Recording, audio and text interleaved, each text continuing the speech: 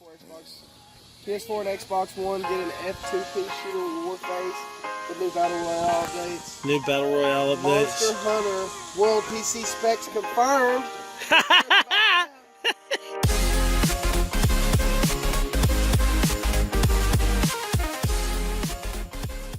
Hey, what's up, guys? Welcome back to another episode of Grillin and Chillin, episode number 9. What's up, bro? What's up, bro? What's up, me Choco? What's up, Mama? Say chicharrones. Chicharrones. Chocomocha latte. Oh, no wonder We you're got Dara.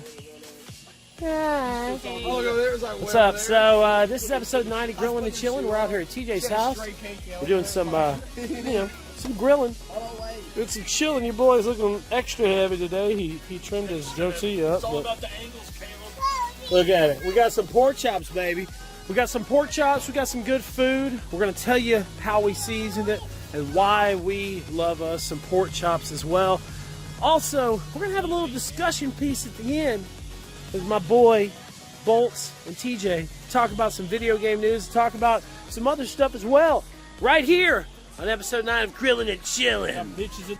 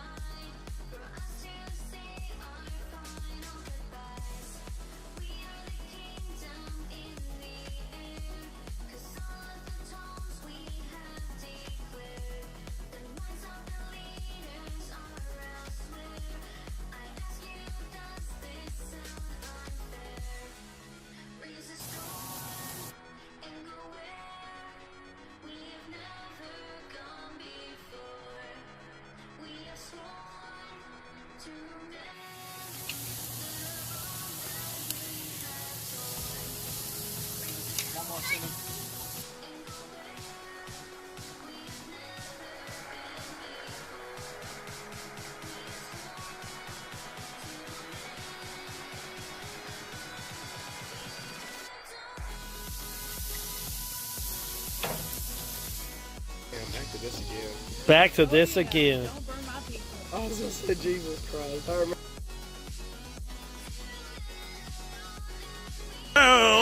Oh my God! Dara, do you love me? No. No? Will you?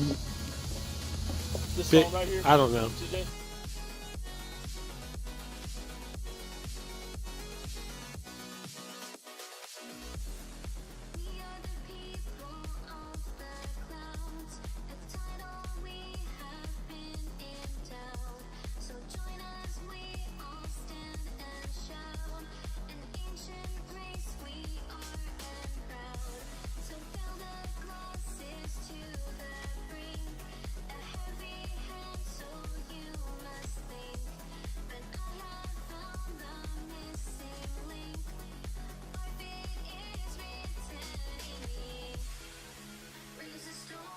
Hey, what's up, guys? We're here with the food. I'm also here with my boy Bolts and What's my up? boy TJ. What's good? I told you, it's really good on pork. So, as you saw in the video just a couple minutes ago, we're doing some pork chops. TJ's got a sirloin chop, I've got a rib chop, and Bolts has a loin chop. Now, the differences between these chops is the sirloin chop is going to be the biggest front end piece chop you can get. It's about this large. It's a really nice pork chop if you want something really big and grilling.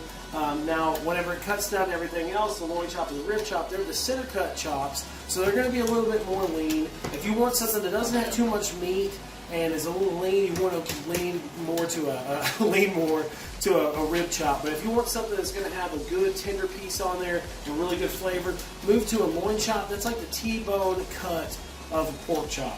So I think, what else? What was the season that we used? We used Berkshire's Cluck It Up. Cluck It Up. It's a chicken season, and it's actually used a little bit better on pork. It's actually really good on pork. So I'm excited. I know Bolts is as well. He's been waiting for some food. Let's get down. All right, let's get down. 3, 2, 1.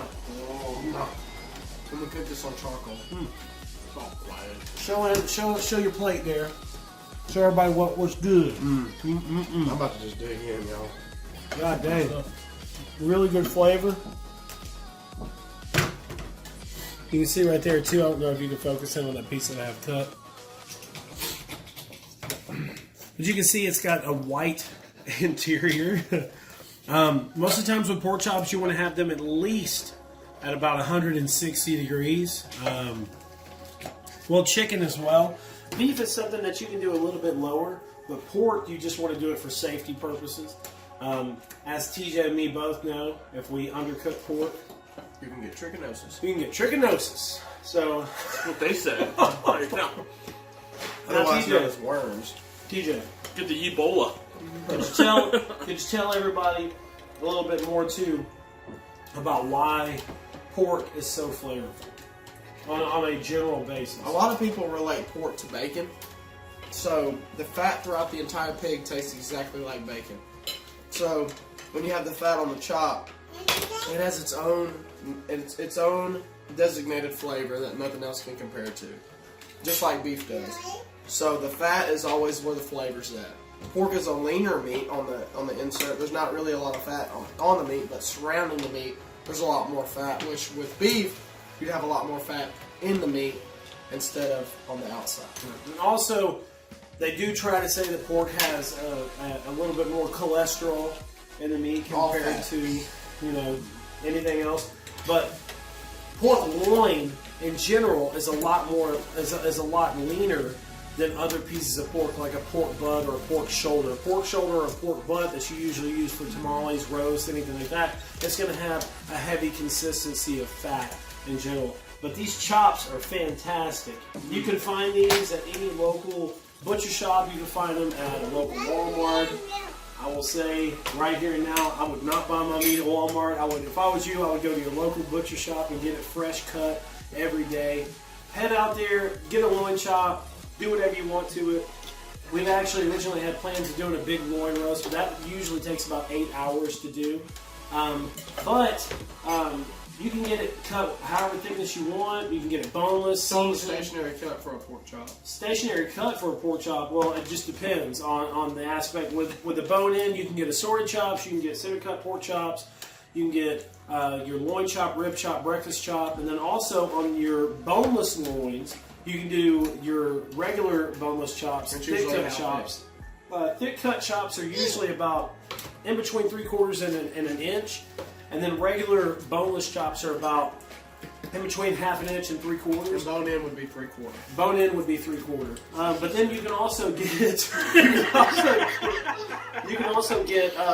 butterfly chops as well. Now butterfly chops are just literally almost all the way down split chops, and you can do all different types of stuff. Stuff them, season them, cook them, however you want to. But next up on Grillin Chillin, we're going to be talking about some gaming news and a little bit of opinions and stuff that we had about some pretty heavy topics. Call of Duty Black Ops 4 Call of beta. Duty Black Ops 4 beta. Fortnite Season 5. That's right.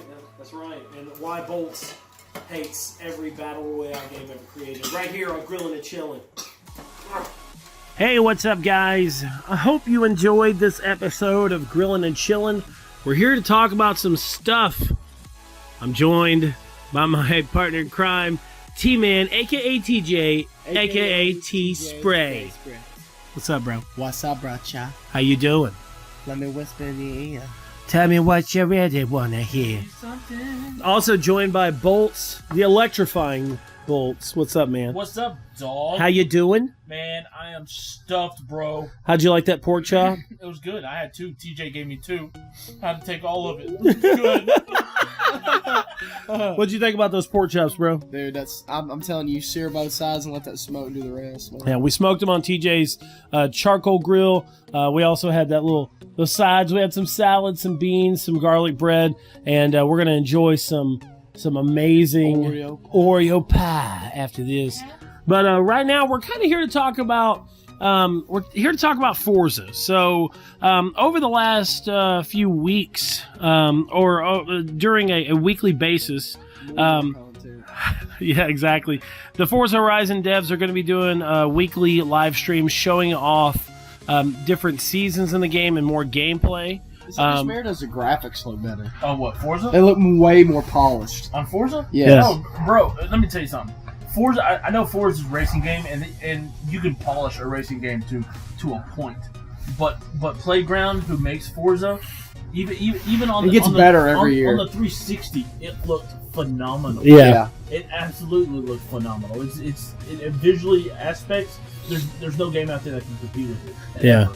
And moving up to the next gen consoles, the Xbox One and the One X and all that stuff, and whenever the next gen comes out, hands down, it's gonna be great. Beautiful. Yeah, it's gonna be beautiful. So, like I said, the devs, Playground Games, are doing weekly live streams to show off the seasons. While at E3, I got to see the gameplay of it. It was awesome. It was a spectacle because they had this giant, huge stage that was changing. There was leaves dropping out of the sky, and then there was like snow and all this other stuff. They showed off the rain, spring, fall, winter, summer, all that stuff. It looked unbelievable. But what this is leading into is talking about the devs that Microsoft has purchased. And our discussion, our real quick, somewhat not long discussion tonight, is more or less about what we think Microsoft is going to do with these 4 or 5 studios. Now, they did acquired Compilation Games, which is the developer behind We Happy Few. They also acquired Ninja Theory, that is behind a ton of different games, as you guys know. Playground Games, Undead Labs, and the Initiative, which hasn't done anything yet, but it is created by former head of studio at Crystal Dynamics. So it looks to be like they're really trying to prep for the future. It's a lot of potential. So we're gonna start with TJ real quick. Out of all these studios, what studio are you most excited for and why? Dude, it'd be it's tough to choose between Playground and Ninja Theory. If I had to choose one, it would probably be Ninja Theory, just because they'd be a little bit more diverse than Playground Games, because Playground sticks to racing. Mm-hmm. So I think that Ninja Theory would be the one that brings the new stuff to the playground. But I mean, I said to the playground. To the yard, like the milkshakes. But I think like the milkshakes. I think Ninja Theory is going to be able to bring some awesome stuff to the plate. Mm-hmm. But despite Playground, somehow they make Forza better every year.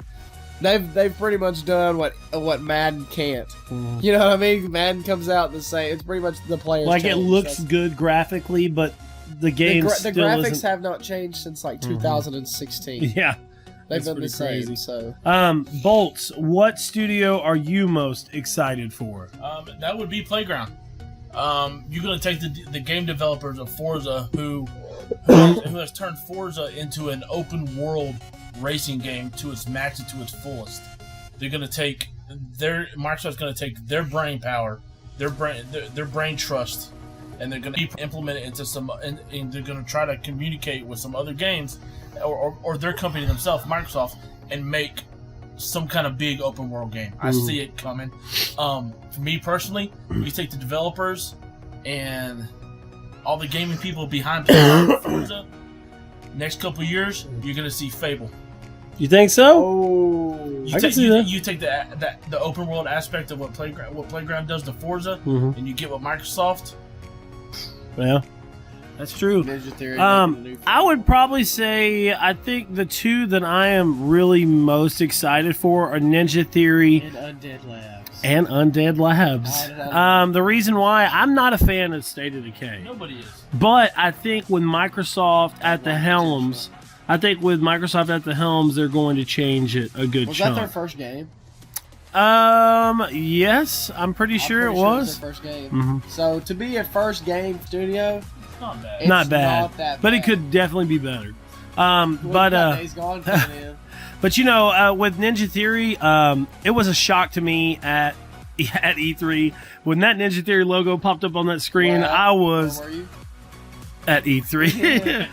I was fanboying. I was pissed. I was so pissed because it's always been a Sony exclusive studio outside of Enslaved. Enslaved did come to the Xbox 360, and their first title, Kung Fu Chaos, came out on the Xbox. But Enslaved. Xbox will do the same thing next year too. Yeah. Buy 5, 6. Oh yeah. Enslaved Odyssey was probably one of the most underrated Hands down, bro. games out there. It was unbelievable. And I also feel the same exact way about Heavenly Sword. I was really upset that it didn't eventually end up getting a sequel. It was a PlayStation 3 exclusive, and it was graphically stunning when it came There's out. a lot of It games was a that day one launch too. Yeah. there's a lot of games that slip underneath the carpet. They get just swept underneath there that are awesome. And we Yeah. named a few of those on the last podcast. Yeah. Like Black. Yeah. I mean, It's dude, so wait. what? What, bro? What? Bolts on the podcast. Y'all got to listen to this clip real quick. That can't push it to full 2160p. And another game that launched on PS3 was total trash was Lair. Why even bring shit like that up, bro? Lair. It was oh look, my okay, so what Wasn't if that you a guys launch title? yeah, if you guys don't remember look, if you guys don't remember The start of the downfall of PS3. PS3 no, the start of the downfall. Okay, dude, that was just hilarious. Bolt's saying all that stuff. He was like, wait a second, Lair? Was that a launch title? He's like, my God, his laugh. I'm not kidding you. It was so funny. It tripped me out so hard. But anyways, God, it just made me start thinking about it. But yeah, it was a launch title for the PlayStation 3. But I think Ninja Theory could do some great things with Xbox, as well as Undead Labs. Now, anyways, compilation games. We Happy Few is finally starting to New Bioshock. finally starting to iron its problems out. We actually when I still had the website, we actually got a review copy of We Happy Few in its early stages, and it wasn't the best. Boo boo. But now it's starting to really look pretty Like good. 2 years later. 2 years later, it's starting to really look Like, you good. can polish a turd eventually. Yeah. I mean. But one of the big things about We Happy Few is that it actually got a rating for Australia, and that is a huge thing because a lot of games that are mature titles do not get rated or released in Australia. Wow, So, why is Australia so Because strict? they're really strict on their mature rating games, like Grand Theft Auto and stuff's not available in Australia. Wow. Yeah.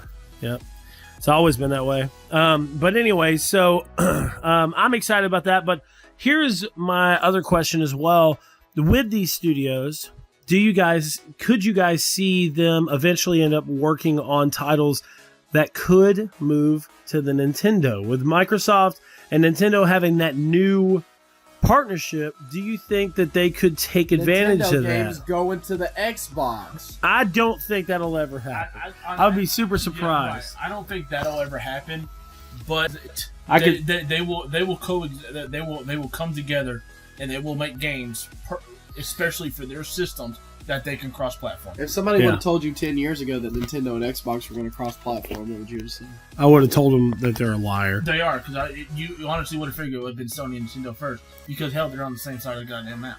Yeah, yeah, You know, Microsoft is a USA-based company. yeah. You know, Nintendo, Sony's over in the. It's because Sony is stingy, bro. They're all about that money, plain and simple. That's what they said this last time. Sean Layden came out and he said, really, it comes down to baseline dollar. Like, how's this going to affect our money? How's it going to affect our console? So, But back to the Nintendo, Microsoft. I think you're gonna have a lot of third party. You know, Nintendo Switch is slowly getting the mature rated games. Your next big game is gonna be Grand Theft Auto 6. That'll be cross-platform between the Switch and the Xbox. that would be crazy. That would be sick. Now, I don't know, bro. I'm telling you. I don't know. I Grand Theft don't Auto 6 see. is a huge game. I don't man. see Grand Theft Auto 6 running on the Switch, bro. Really? I see another Nintendo console coming out before they even get to that point. Whatever console What would it Nintendo be? has at that time. But if you can port 'Cause their over waste suck. Skyrim, Yeah. I mean, come on. Yeah. But you can drop the frame rate on Skyrim Skyrim. is Well- twice the size of it. Oh, I agree, but also like you have companies like what is it? Black Ops 2 is 80 gigs. Yeah, it's called Panic Button. They've been doing all these, port overs, but you also see that they're visually, performance-wise, they're fantastic, but visually they're not Exactly. up It's to like Call of par. Duty on the Wii. Oh, that was Yeah, bad. yeah, that was bad.